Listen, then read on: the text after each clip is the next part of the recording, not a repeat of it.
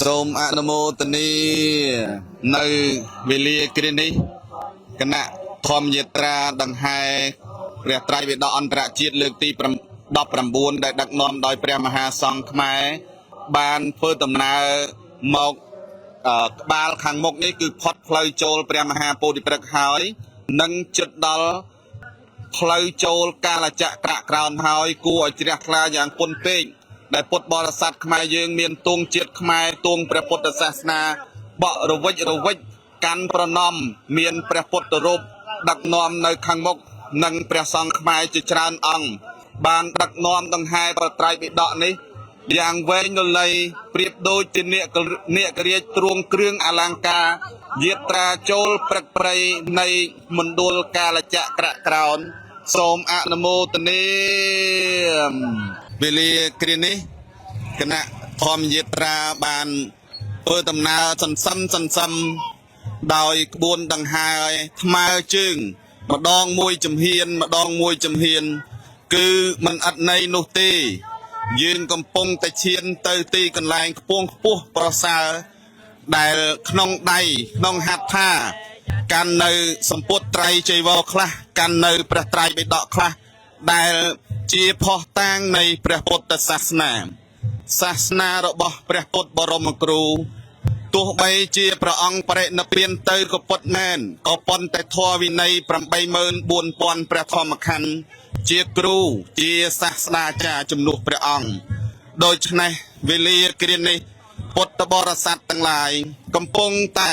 ដង្ហែព្រះត្រៃបិដកនេះគឺកំពុងតែគោរពជឿកាន់នៅព្រះពុទ្ធសាសនាសបង្ហាញឲ្យឃើញថាយើងទាំងអស់គ្នាគឺជាអ្នកគោរពជាអ្នកជឿជាអ្នកស្រឡាញ់នៅព្រះពុទ្ធសាសនាព្រះសម្មាសម្ពុទ្ធទ្រង់ត្រាស់ដឹងត្រង់ចិត្តនៃផែនដីនិងបានបន្សល់ទុកនៅធម៌វិន័យ 84000 ព្រះធម្មខណ្ឌសម្រាប់ឲ្យពុទ្ធបរិស័ទគោរពបូជាឯនៅពេលនេះក្បួនដង្ហែដឹកនាំដោយភ្លេងពិណពាទ្យខ្មែរយើងប្រគំយ៉ាងមហាលរិកកក្រឹកកក្រែងក្នុងដងវិថីនៃស្រុកកាយារដ្ឋប៊ីហាប្រទេសឥណ្ឌាដែលមានរបាំខ្មែរបានស្លៀកសម្លៀកបំពាក់ជារបៀបខ្មែរយ៉ាងស្អាតស្រស់បំព្រងគួរឲ្យជ្រះថ្លាយ៉ាងក្រៃលែងសបង្ហាញឲ្យឃើញថាខ្មែរយើងបានបង្ហាញនៅវប្បធម៌ប្រពៃណីក្នុងឆាកអន្តរជាតិនៃទឹកដីស្រុកកាយារដ្ឋប៊ីហាប្រទេសឥណ្ឌាសូមអនុមោទនាក្បួនដង្ហែព្រះត្រៃបិដកអន្តរជាតិលើកទី19ដែលដឹកនាំដោយព្រះមហាសង្ឃខ្មែរយើងយ៉ាងល្អប្រណិតត្រចះត្រចង់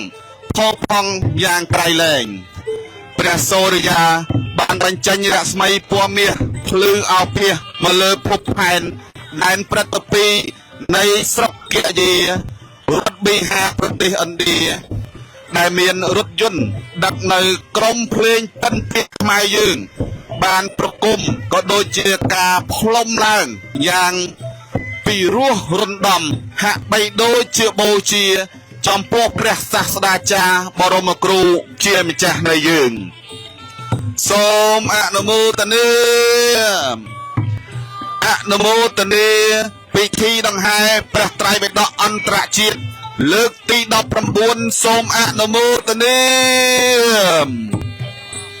ពុទ្ធបរិស័ទទាំងឡាយភ្លេងពិណពាទ្យខ្មែរយើងកំពុងប្រគំយ៉ាងពីរោះរំដំក្នុងទីនេះ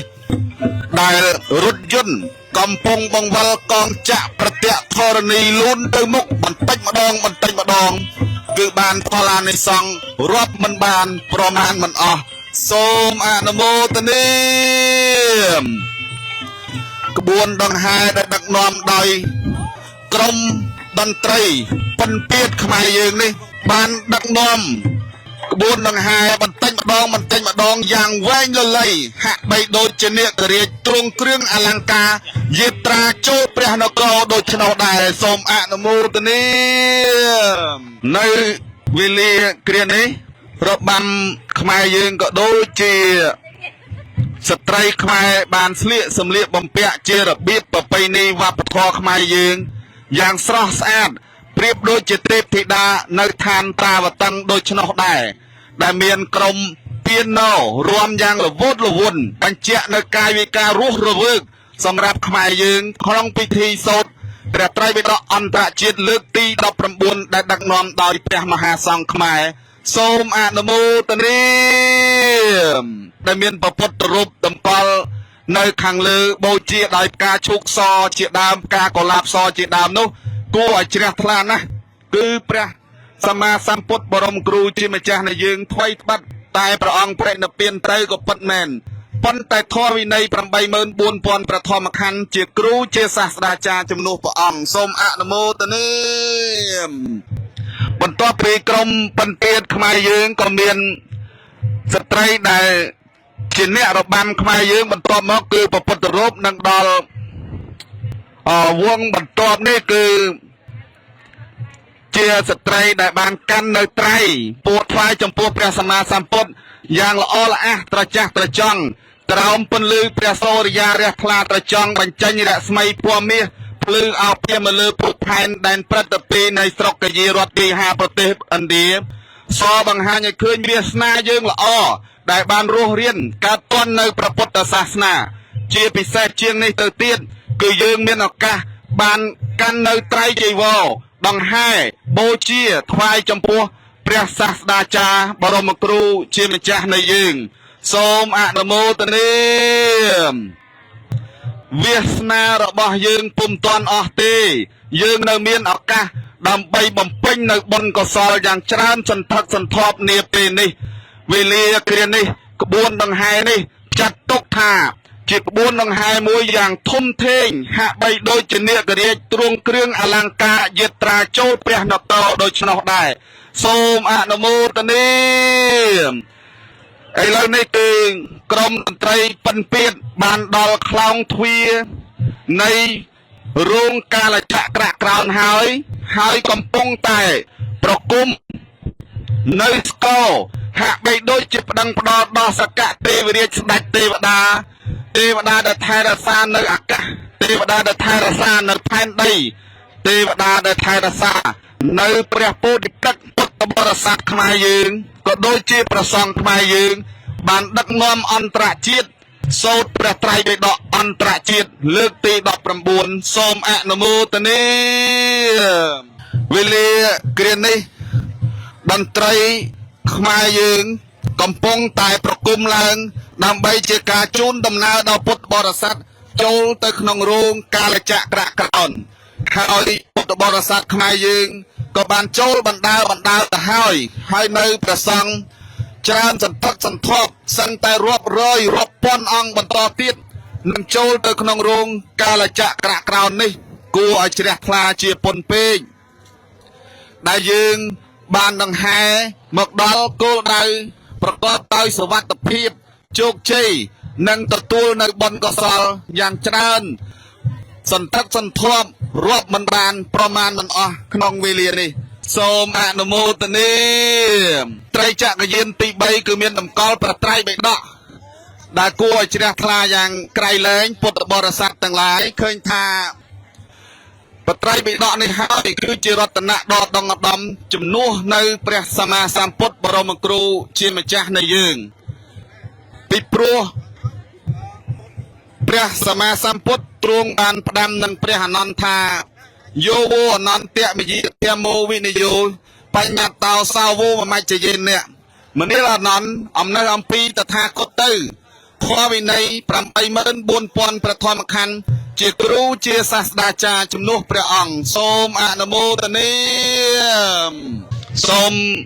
សម្ដែងនៅភាសាតោមនោសញ្ចេតនាជ្រះថ្លាយ៉ាងក្រៃលែងចំពោះក្បួនដង្ហែខ្មែរយើងដែលបានមកដល់ខាងមុខចក្រកាលចក្រក្រោននេះហើយពុទ្ធបរិស័ទមួយផ្នែកក៏បានចូលទៅក្នុងរោងកាលចក្រក្រោនផងដែរហើយដូច្នេះគឺយើងបានដង្ហែប្រកបដោយជោគជ័យដោយបសាទោមនោចេតនាជ្រះថ្លាយ៉ាងក្រៃលែងបំផុតនៅវេលាគ្រានេះក្បួនដង្ហែបានមកដល់ព្រះ មហាសង្ឃាធិបតីអធិមនីមង្សាងដែលជាព្រះប្រធានពុទ្ធកសមាគមព្រះសង្ឃខ្មែរសហរដ្ឋអាមេរិកក៏បាននិមន្តមកដល់ខាងមុខរោងកាលចក្រក្រោមផងដែរសូមអនុមោទនាសូមសម្ដែងនៅភាសាតូមโนសញ្ចេតនាជ្រះថ្លាយ៉ាងក្រៃលែងចំពោះពិធីដង្ហែនេះឃើញថាប្រកបដោយភាពមហោលរិទ្ធកក្រឹកកក្រែងនៅវេលាគ្រានេះសម្ដេចព្រះពុទ្ធជ័យមនីខំសនព្រះមេគុណរាជធានីភ្នំពេញក៏បាននិមន្តនឹងយាងមកដល់ខាងមុខរោងកាលចក្រក្រោនផងដែរដែលមានព្រះមន្ត្រីសង្ឃយ៉ាងច្រើននៅអមព្រះរាជដំណើររបស់សម្ដេចដែលគួរជ្រះថ្លាយ៉ាងក្រៃលែងដែលឃើញនៅទស្សនភាពព្រះសង្ឃដែលបានស្លៀកដណ្ដប់នៅសម្ពុតត្រៃជីវរជារបៀបមួយគឺពណ៌ខ្លឹមខ្នុរយ៉ាងស្អាតល្អល្អះត្រចះត្រចង់ក្រោមពន្លឺព្រះសូរិយាបញ្ចេញរស្មីពណ៌មាសភ្លឺអោភាសមកលើភពខែនដែនព្រឹត្តពីនៃស្រុកកាយារដ្ឋប៊ីហាប្រទេសឥណ្ឌានេះសូមអនុមោទនា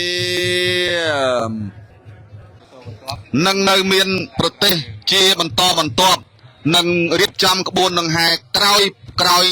ប្រទេសខ្មែរយើងដែលមានប្រទេសស្រីលង្កាប្រទេសបង់ក្លាដេសប្រទេសភូមាជាដើមព្រះពុទ្ធសាសនាបរមគ្រូជាម្ចាស់នៃយើងនិងប្រតិស្ថាននៅក្នុងពិភពមនុស្សនេះឲ្យគ្រប់ 5000 ព្រះវស្សាវេលាគ្រានេះស្ថិតនៅថ្ងៃច័ន្ទពីកើតខែមិត្តសេហេមន្តរដូវឆ្នាំរោងឆោះស័កពុទ្ធសករាជ 2568 ព្រះពុទ្ធសាសនកាលកន្លងទៅហើយបាន 2567 ឆ្នាំ 6 ខែនិង 16 ថ្ងៃបច្ចុប្បន្នសម័យស្ថិតក្នុងកាលឥឡូវនេះគឺនៅថ្ងៃច័ន្ទពីកើតខែមិត្តសេហេមន្តរដូវឆ្នាំរោងឆោះស័កពុទ្ធសករាជ 2568 សបង្ហាញឲ្យឃើញថាព្រះពុទ្ធសាសនានឹងប្រតិស្ថាននៅក្នុងស្រុកមនុស្សនេះនៅសល់ 2432 ឆ្នាំ 5 ខែនិង 13 ថ្ងៃសូមអនុមោទនាឥឡូវនេះព្រះពុទ្ធសាសនាប្រតិស្ថាននៅក្នុងស្រុកមនុស្សនេះនៅសល់ជាង 2000 ឆ្នាំទៀតឯណោះប៉ុន្តែពុទ្ធបរិស័ទនៅតែរីករាយនៅតែជ្រះថ្លាក្នុងពិធីដង្ហែព្រះត្រៃបិដកអន្តរជាតិនេះដោយមិនគិតពីការនឿយហត់ឬស្ពឹកស្រពន់ទុនដៃជើងនោះទេទាំងនេះអាស្រ័យដោយភាសាតូមโนសញ្ចេតនាជ្រះថ្លាក្នុងគុណព្រះពុទ្ធគុណព្រះធម៌គុណព្រះសង្ឃសូមអនុមោទនាប្រទេសឥណ្ឌាជាប្រទេសមួយដែលមានទឹកដីធំទូលាយប្រជាជនក៏ច្រើនសន្ធឹកសន្ធាប់ហើយជាប្រទេសដែលព្រះសម្មាសម្ពុទ្ធទ្រង់ត្រាស់ដឹងត្រង់ចិត្តផែនដីនៃប្រទេសឥណ្ឌាហៅថាមជ្ឈិមប្រទេសចឹងសូមអនុមោទនាប្រទេសឥណ្ឌាក៏បានចូលរួមដង្ហែក្នុងប្រត្រៃបិដកអន្តរជាតិដែលដឹកនាំដោយព្រះមហាសង្ឃខ្មែរដែរនេះគឺជាព្រះសង្ឃឥណ្ឌាក្បួនដង្ហែនៃប្រទេសឡាវគឺច្រើនមែនទែនរាប់ទាំងព្រះសង្ឃឧបាសកឧបាសិកាយ៉ាងច្រើននៅពុំទាន់ដាច់នៅឡើយទេនៅវេលាគ្រានេះក្បួនដង្ហែបានមកដល់កន្លែងពុទ្ធបរិស័ទថៃស៊ីសកេតដែលបានកាន់នៅបត្រៃបិដកក៏ដូចជាទួងបញ្ជាក់អំពីព្រះពុទ្ធសាសនាហើយក្នុងនោះផងដែរក្បួនដង្ហែជាបន្ទាប់នោះគឺដល់ Buddhical School គឺសាលានៃប្រទេសឥណ្ឌាថ្នាក់ទី 1 ដល់ថ្នាក់ទី 8 Class 1 to Class 8 Medium English Good morning to all of you. I'm Sulesh Kumar, the director of Bodhikul School. បកណាម្ចាស់គ្រប់ព្រះអង្គញាតិញោមពុទ្ធបរិស័ទទាំងអស់ដែលកំពុងតែតាមដានទស្សនាជាមួយនឹងការផ្សាយបន្តផ្ទាល់ចេញអំពីเพจពុទ្ធិកសមាគមព្រះសង្ឃខ្មែរសហរដ្ឋអាមេរិកណាដែលយើងផ្ដិតយករូបភាពតាំងពីផ្ដើមនៃកម្មវិធីដង្ហែក្បួនសូត្របត្រៃបិដកអន្តរជាតិលើកទី 19 ដែលដឹកនាំដោយមហាសង្ឃកម្ពុជាក្នុងនោះក៏មានពុទ្ធិកសមាគមព្រះសង្ឃខ្មែរសហរដ្ឋអាមេរិកជាអ្នក ទទួលបន្ទុកចាត់ចែងដោយសហការជាមួយប្រសង់ទាំងក្នុងនិងក្រៅប្រទេសទូទាំងពិភពលោកដែលជាខេមរៈជាតិយើងបានរៀបចំពិធីនេះយ៉ាងឱឡារិកណាក៏ក្រឹកក្រែងប្រព្រឹត្តទៅតាមមេគាទំនៀមទម្លាប់ប្រពៃណីខ្មែរយើងផងជាអន្តរជាតិផងតាមបណ្ដាប្រទេសនីមួយហើយចម្រើនពរហេតុដូច្នេះហើយមិញនេះក៏មានការចូលរួមធ្វើនៅការអត្ថាធិប្បាយអំពីលោកនាយកសាលាណាហ្នឹងហើយ Director of Buddhist School ហើយកម្ពុជាយើងតែមានតែមួយវត្តទេនៅតំបន់ពុទ្ធគយាននេះឥឡូវនេះគឺទូប្រគិននឹងចម្រើនពរផងដែរពុទ្ធិកសមាគមព្រះសង្ឃខ្មែរសហរដ្ឋអាមេរិកក៏បានបង្កើតទេសនការព្រះសង្ឃខ្មែរអន្តរជាតិមិនមែនជារបស់បុគ្គលណាបកណាក្រុមណាមួយទេគឺ open បើកបេះដូងទូលាយសម្រាប់ជាព្រះសង្ឃខ្មែរអន្តរជាតិនៅតំបន់ពុទ្ធគយាននេះប៉ុន្តែមិនទាន់ជាធំដុំទេទឹមកវ័យកឆ្នាំងយើងមានទេសនការដែលជួគេយ៉ាងចំណាស់មួយដើម្បីរៀបចំកន្លែងធ្វើការដើម្បី work out សហប្រតិបត្តិការជាមួយនឹងអង្គការ ITCC គឺ the International Tipitaka Chanting Council សម្រាប់អរគុណច្រើនចំពោះលោកគ្រូទេសាចារ្យពោធិវិសិទ្ធដែលបានធ្វើការបរិយាយគិតទៅសំឡេងប្រកែមែនតាំងពីក្បួនមករហូតមកដល់មិនទាន់ផុតក្បួនថៃផងប៉ុន្តែសំឡេងនៅតែល្អហើយសម្បូរទៅដោយវោហារសាស្ត្រពិសេសបង្កប់ន័យទៅលើពុទ្ធវចនៈគាថាផ្សេងនៅក្នុងរតនសូត្រជាដើមយកមកដើម្បីឲ្យទស្សនិកជនទាំងប្រសង់ទាំងពុទ្ធបរិស័ទដែលកំពុងតែតាមដានទស្សនាមិនបានអញ្ជើញនិមន្តមកផ្ទាល់បានស្ដាប់នៅសំឡេងនេះហើយហាក់បីដូចជាបានអញ្ជើញនិមន្តអញ្ជើញមកចូលរួមផ្ទាល់នឹងកាន់តែកើតនៅបុណ្យកុសលម្យ៉ាងទៀតយើងខ្ញុំប្រកាសណាទាំងអស់គ្នាដែលជាអ្នករៀបចំកម្មវិធីផ្ទាល់នៅតំបន់ពុទ្ធគយាតំណាងឲ្យមហាសង្ឃកម្ពុជាទាំងអស់អង្គអ្នកក៏សូមប្រម៉ែប្រមុំពូនផ្ដុំលើកយកនៅបុណ្យកុសលទាំងអស់នេះចែករំលែកជូនទៅដល់ម្ចាស់ទានទាំងអស់ម្ចាស់ sponsor ដែលលោកបានចូលរួមចំណែកតិចក្រីច្រើនក្តីឧបត្ថម្ភក្នុងកម្មវិធីសូត្របត្រៃបិដកអន្តរជាតិលើកទី19ដែលដឹកនាំដោយមហាសង្ឃកម្ពុជាក៏សូមបាននៅចំណែកបុណ្យគ្រប់ព្រះអង្គគ្រប់គ្នាអានុភាពនៃសេចក្តីជ្រះថ្លាចំពោះគុណព្រះរតនត្រ័យសូមបានជាឧបនិស្ស័យជាបច្ច័យនៃការរួចចាក់នៅសេចក្តីទុក្ខនៅក្នុងអំពីវត្តដាក់នេះក្នុងអវសានជាតិណាមួយកំបីគ្លៀងគ្លាតឡើយសូមអនុមោទនា 19 International Tipitaka Chanting Ceremony December 2nd to 12 2024 at Bodh Gaya India Welcome Cambodia Chess Organizer មានន័យថាពិធីសូត្របត្រៃបិដកអន្តរជាតិលើកទី19ថ្ងៃទី2ដល់ថ្ងៃទី12ខែធ្នូគ្រិស្តសករាជ2024នៅពុទ្ធគយាប្រទេសឥណ្ឌាកម្ពុជាជាអ្នកដឹកនាំសូមស្វាគមន៍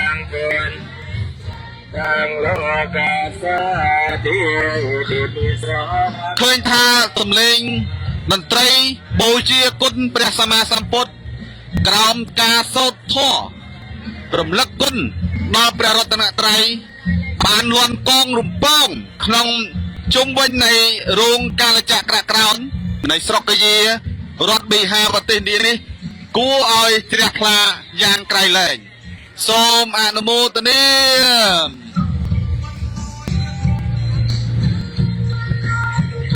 អនុមោទនាពិធីដង្ហែព្រះត្រៃបិដកអន្តរជាតិលើកទី19ដឹកនាំដោយព្រះមហាសង្ឃខ្មែរសូមអនុមោទនា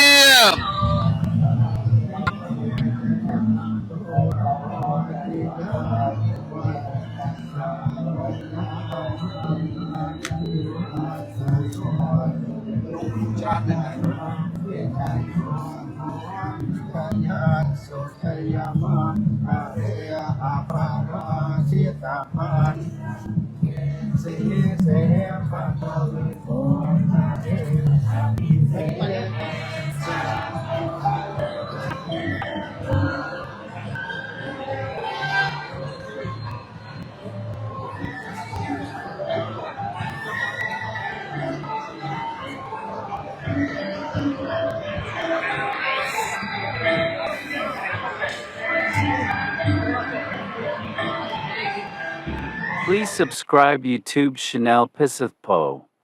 Ate Sasha. Popiseth, and like or follow Facebook page. Ate Sasha, Popiseth.